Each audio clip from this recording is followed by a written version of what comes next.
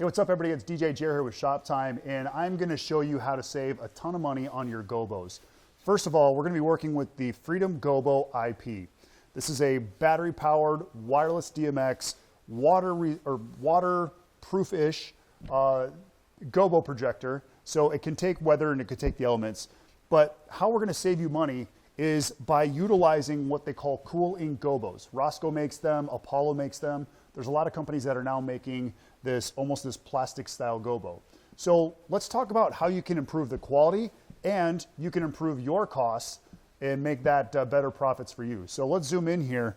And the first thing I want to show you is understand bridging. As you can see here, this is a Gobo that comes with the Freedom Gobo. The pieces that you see right here, these black lines, that's actually what they call bridging. The only way for this piece to stay intact or to make this ring is to create this bridge effect.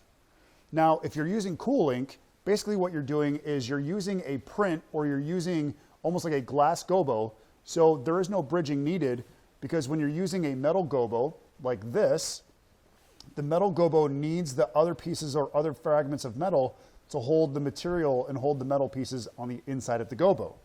When you're using a Cool Ink, and this is not the right size, but just to kind of give you an idea, a Cool Ink Gobo is basically a plastic or a glass Gobo that is made just for LED fixtures. The fact that the Freedom Gobo and most of the Eve line in the Chauvet line are a very efficient LED, you can actually use Cool Ink Gobos.